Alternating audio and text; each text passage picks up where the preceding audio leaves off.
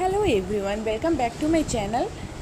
तो आज मैं फिर से आप लोगों के लिए सीटेट पेपर 2 का प्रीवियस ईयर क्वेश्चन लेकर आई हूँ। तो इस क्वेश्चन को हम लोग करते हैं। और आज जो है ये पेपर 2 के लिए 6 to 8 के लिए जो एग्ज़ाम होता है उसका है। 1 to 5 का क्लास जस्ट ख़त्म हुआ है, फिर 6 to 8 का मैं स्टार्ट करी हूँ। तो ये ना सामाजिक अध्ययन का है। जो लोग सोशल साइंस से एग्ज़ाम देते हैं उनके लिए यह वीडियो बहुत ज़्यादा हेल्पफुल होगा, क्योंकि प्रीवियस ईयर क्वेश्चन करना बहुत ज़रूरी होता है। बहुत सारे क्वेश्चन रिपीट होते रहते हैं, तो प्रीवियस ईयर क्वेश्चन करना इसलिए बहुत ज़्यादा ज़रूरी हो जाता है। तो चलिए स्टार्ट करते हैं। पहले आप लोग बताइएगा, उसके बाद फिर मैं उसका राइट आंसर बताऊंगी। देखूंगी कि आप लोग सही बता रहे हो या क्या। इसके बाद फिर मैं राइट आंसर बताऊंगी और पूरा व्याख्यान के साथ बताऊंगी कि उसका राइट आंसर वो क्यों होगा। 31 नंबर क्वेश्चन है, स्थल का एक संकरा भाग जो दो बड़े स्थलीय भागों को एक दूसरे से जोड़ता है उसे क्या कहते हैं? स्थल संधि, द्वीप, खाड़ी और जल संधि। इसका राइट आंसर फटाफट से आप लोग बताइए क्या होगा। इसका जो राइट आंसर होगा वो होगा ऑप्शन 1, स्थल संधि। जब स्थल की एक संकरी पट्टी दो विशाल भूखंडों को आपस में जोड़ती है तो उसे हम लोग स्थल संधि कहते हैं। जैसे पनामा स्थल संधि जो है वो उत्तर अमेरिका को दक्षिण महाद्वीप से जोड़ती है, दक्षिण अमेरिकी महाद्वीप से जोड़ती है। और जल का जो संकरा भाग होता है, जो जलीय भागों को एक दूसरे से जोड़ता है, उसे हम लोग जल संधि कहते हैं। जलीय भाग से घिरे किसी स्थल को, स्थलीय भूभाग को द्वीप कहा जाता है। ठीक है। और अगर आप प्रीवियस वीडियो को नहीं देखे होइएगा तो मिशन सीटेट 2020 करके चैनल पे आपको प्लेलिस्ट मिल जाएगा, वहाँ से आप प्रीवियस वीडियो को भी देख सकते हैं, उस क्वेश्चन को भी कर सकते हैं। 32 नंबर क्वेश्चन है, निम्नलिखित में से कौन सा महाद्वीप आकार में सबसे छोटा है? पहला है दक्षिणी अमेरिका, दूसरा है अफ्रीका, तीसरा है यूरोप और चौथा है ऑस्ट्रेलिया। बताइए फटाफट से इसका आंसर क्या होगा।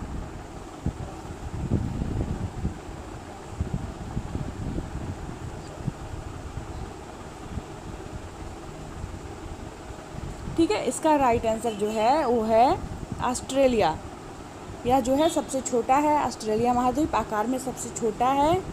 इसका जो क्षेत्रफल है वो 76,92,024 वर्ग किलोमीटर है। ठीक है, इसको आप नोट भी कर सकते हैं, 76,92,024।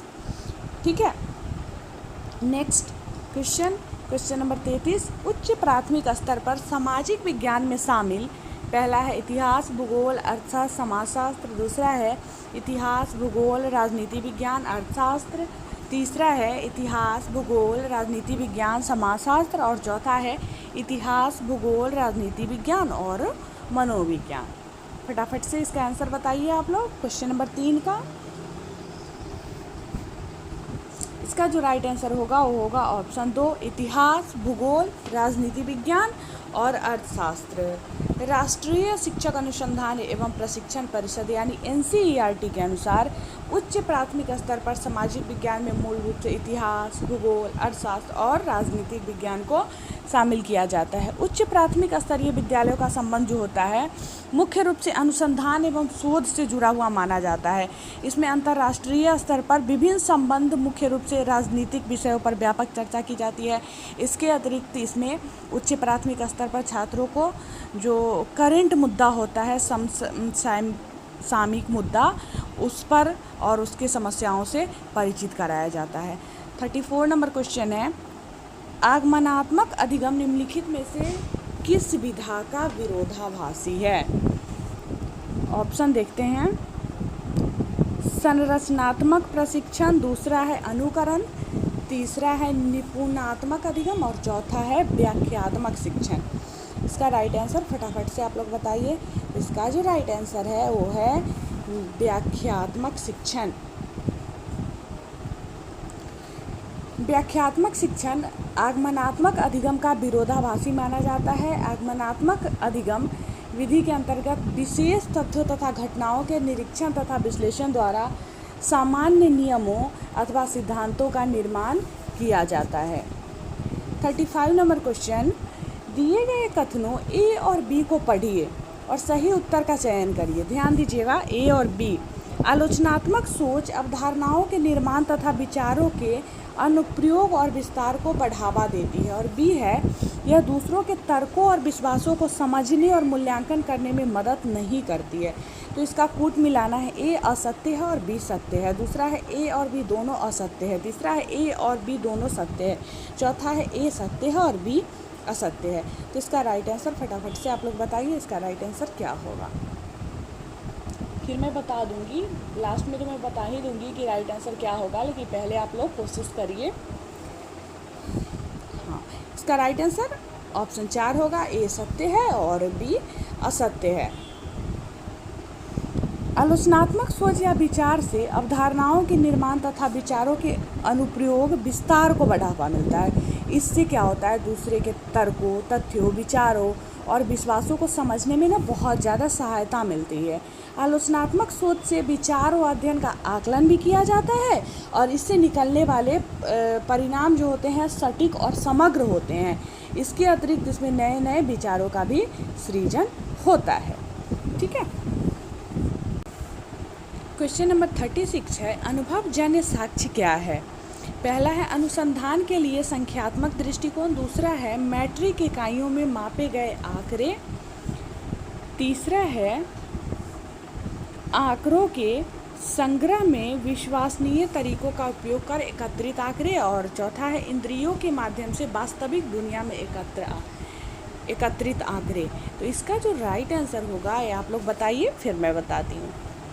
36 का राइट आंसर है ऑप्शन 4, इंद्रियों के माध्यम से वास्तविक दुनिया में एकत्रित आंकड़े। इंद्रियों के माध्यम से वास्तविक दुनिया में एकत्रित आंकड़े जो होता है अनुभवजन्य साक्ष्य के उदाहरण है।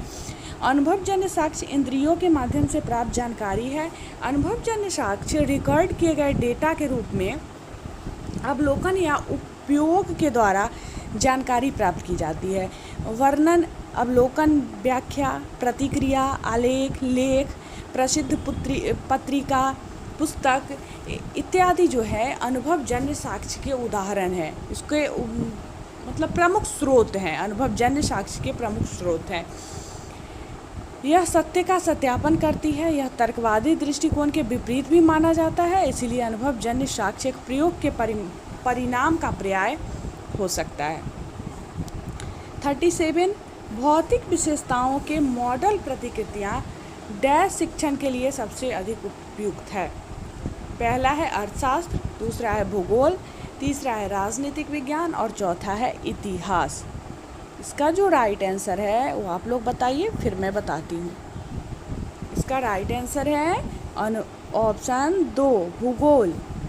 भौतिक विशेषताओं के मॉडल का प्रतिकृतियाँ भूगोल शिक्षण के लिए सबसे अधिक उपयुक्त मानी जाती है।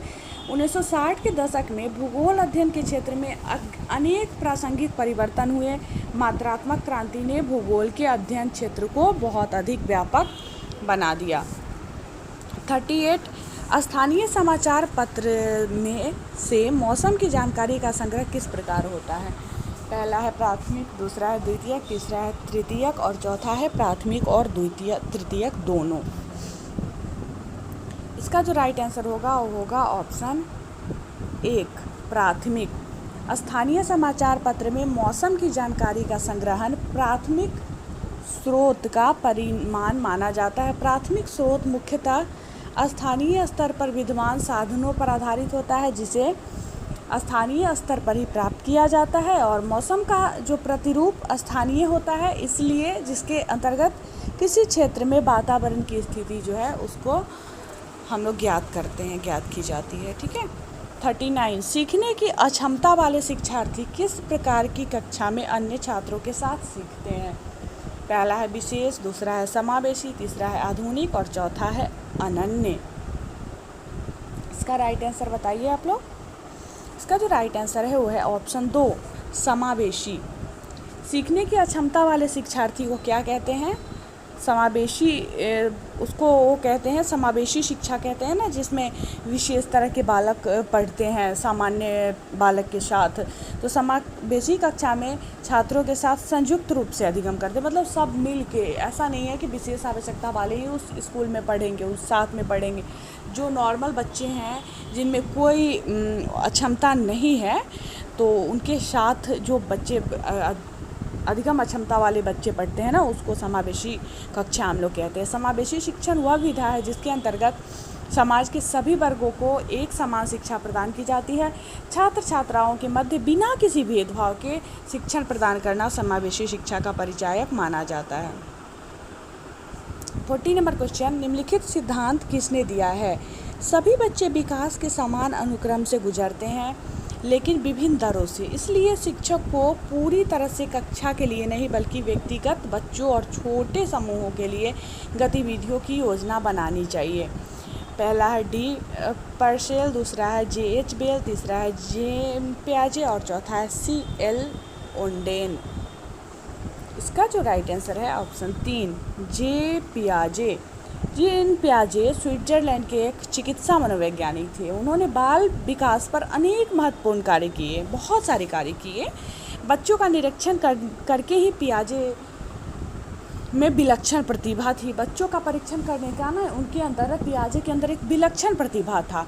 उनका मानना था कि सभी बच्चे विकास के समान अनुक्रम से गुजरते हैं, लेकिन यह अनुक्रम एक समान नहीं होता है। अतः शिक्षक को पूरी तरह से कक्षा के लिए नहीं बल्कि व्यक्तिगत बच्चों और छोटे समूहों के लिए गतिविधि की योजना बनानी चाहिए, है ना। चलिए नेक्स्ट क्वेश्चन, क्वेश्चन नंबर 41। कक्षा में सहकारी शिक्षा को बढ़ावा देने के लिए एक शिक्षक को चाहिए। पहला है उन्हें व्यक्तिगत परियोजना दे, दूसरा है काम के लिए कक्षा को छोटे समूहों में विभाजित करे, तीसरा है परियोजना को करने के लिए उन्हें विभिन्न स्रोत प्रदान करे और चौथा है छात्रों को बहस और चर्चाओं में लाए। इसका राइट आंसर बताइए फटाफट से आप लोग। इसका जो राइट आंसर है वो है ऑप्शन 4, छात्रों को बहस और चर्चाओं में लगाए। छात्रों में सहकारी शिक्षा को प्रोत्साहन करने के लिए एक शिक्षक को चाहिए कि सभी छात्रों को किसी विशेष विषय पर व्यापक अध्ययन एवं विश्लेषण करने हेतु उन्हें बहस एवं चर्चाओं में लगाए। बहस एवं चर्चा अधिगम का वह माध्यम है जिसके माध्यम से न सिर्फ ज्ञान का विस्तार होता है बल्कि व्यक्तिगत रूप से सभी छात्रों का कौशल भी विकसित होता है।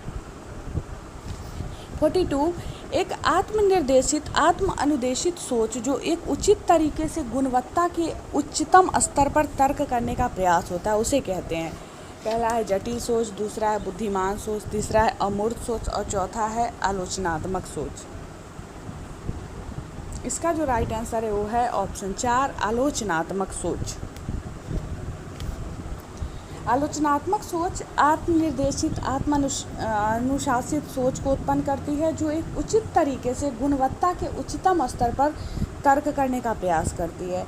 धारणाओं के निर्माण तथा विचारों के अनुप्रयोग को विस्तृत करने में आलोचनात्मक सोच जो है एक प्रासंगिक भूमिका निभाती है। 43, अजंता गुफा चित्रों में इस्तेमाल किए गए रंग निम्नलिखित में से किस सामग्री से प्राप्त किए गए थे? पहला है ग्रेफाइट, दूसरा है खनिज और पौधे और खनिज, तीसरा है स्लेट और चौथा है पशु अंगों के अवशेष। इसका जो राइट आंसर है वो क्या होगा बताइए आप लोग।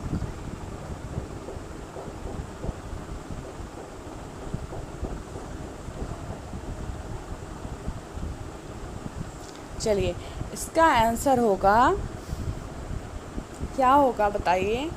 स्लेट होगा।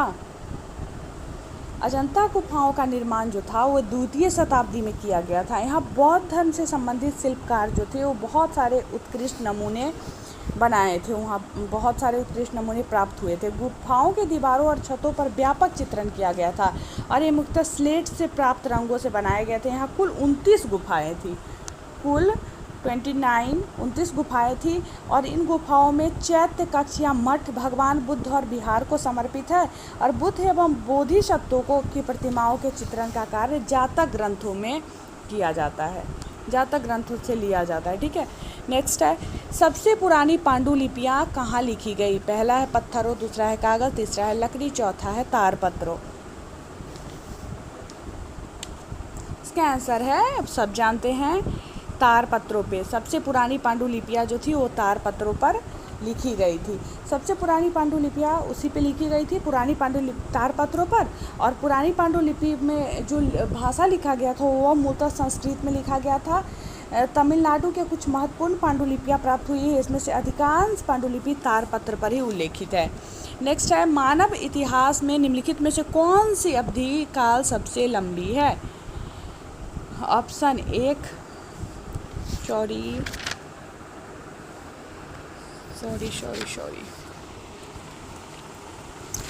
ऑप्शन एक है मध्य पाषाण काल, 2 है नव पाषाण काल, 3 है महापाषाण काल और चौथा है पूरा पाषाण काल। तो इसका आंसर बताइए। इसका जो राइट आंसर है वो होगा ऑप्शन 4 पूरा पाषाण काल। मानव इतिहास की सबसे लंबी अवधि पूरा पाषाण काल की मानी जाती है। इतिहास में पूरा पाषाण काल का समय है वह है 10 लाख से 10,000 वर्षों तक, है ना, 10,000 वर्षों तक। ठीक है। मध्य पाषाण काल की अवधि 10,000 से लेके 7,000 वर्षों तक तथा नव पाषाण काल की अवधि 7,000 से ईसा पूर्व के बाद तक मानी जाती है। इस प्रकार मानव इतिहास की सबसे लंबी अवधि वाला काल पूरा पाषाण काल को कहा जाता है। 46 दिए गए कथन ए और बी को पढ़िए और सही उत्तर का चयन कीजिए। मेहरगढ़ पाकिस्तान के बोलन दर्रे के पास एक उपजाऊ जमीनी मैदान में स्थित है। दूसरा बी है, यहाँ खेती और पशुपालन के साक्ष्य पाए जाते हैं। ए असत्य है और बी सत्य है। दूसरा है ए और बी दोनों असत्य है। तीसरा है ए और बी दोनों सत्य है और चौथा है ए सत्य है और बी असत्य है। इसका आंसर ऑप्शन 3 होगा, ए और बी दोनों सत्य है। मेहरगढ़ जो है पाकिस्तान के बलूचिस्तान प्रांत में है। बोलन दर्रे के पास पाकिस्तान अफगानिस्तान अंतर्राष्ट्रीय बॉर्डर के समीप स्थित एक छोटा सा कस्बा है। प्राचीन काल से ही मेहरगढ़ जो है ऐतिहासिक दृष्टिकोण से एक महत्वपूर्ण स्थल केंद्र रहा है और मेहरगढ़ से ही प्राचीन काल में खेती और पशुपालन के साक्ष्य जो हैं वो मिले हैं। 47 भारत के निम्नलिखित राज्यों में से किस राज्य में हड़प्पा के नगर सबसे बड़ी संख्या में मिले हैं? पहला है हरियाणा, दूसरा है गुजरात, तीसरा है जम्मू और कश्मीर और चौथा है पंजाब। इसका आंसर बताइए फटाफट से आप लोग।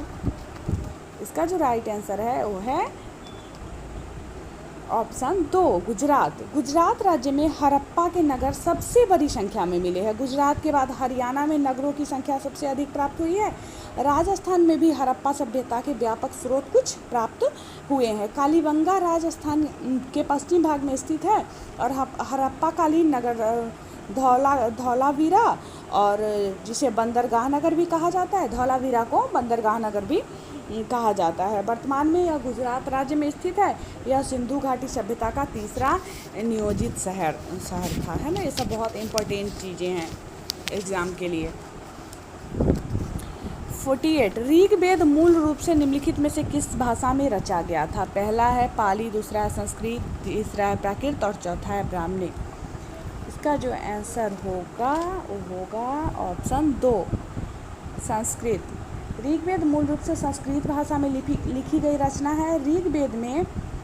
ऋग्वेद का काल जो है 1500 से लेके 1000 ईसा पूर्व माना जाता है। इसी दौरान ऋग्वेद की रचना की गई और अन्य 3 वेद की रचना उत्तर वैदिक काल में संस्कृत भाषा में ही की गई थी। ऋग्वेद में कुल 10 मंडल है। ऋग्वैदिक प्रशासनिक व्यवस्था मुख्यतः कबीलाई थी। ग्राम स्तरीय प्रधान ग्रामीण कहलाता था और इस समय तक जनपद का उल्लेख कहीं नहीं मिला था, है ना। गायत्री मंत्र ऋग्वेद के तीसरे मंडल में ऋग्वेद के 30 मंडल में उल्लेखित है। तीसरे बोल रही थी मैं, 30 में उल्लेखित है। 49 छठी शताब्दी ईसा पूर्व में मगध महाजनपद के पहले शासक थे। पहला है प्रसेनजीत, दूसरा है बिंबिसार, तीसरा है अजातशत्रु और चौथा है महावीर। इसका जो राइट आंसर है वो है बिंबिसार। छठी शताब्दी ईसा पूर्व के मगध महाजनपद का पहला शासक जो था वो उसको ना बिंबिसार को माना जाता है। हर्यक वंश का प्रथम शक्तिशाली शासक के रूप में बिंबिसार जो है 544 से 592 ईसा पूर्व, है ना, तक शासन किया। बिंबिसार को श्रेणी के नाम से भी जाना जाता है। उसने अन्य राज्य पर आक्रमण कर उस समय अपना आधिपत्य जमा लिया था एवं अपने पुत्र अजातशत्रु को वहाँ का शासक जो है नियुक्त कर दिया था।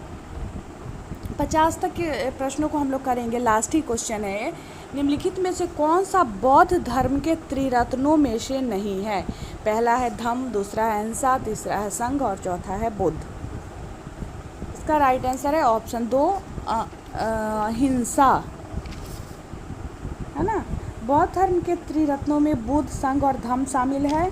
त्रिरत्नों में अहिंसा को शामिल नहीं किया गया है। कौन सा शामिल नहीं है पूछ रहा था, नहीं शामिल किया जाता है। बौद्ध दर्शन के अनुसार बौद्ध धर्म में त्रिरत्न सृष्टि के विभिन्न चक्रों में विभाजित है। इसमें से एक बुद्ध चक्र है तो दूसरा शून्य चक्र है, ठीक है।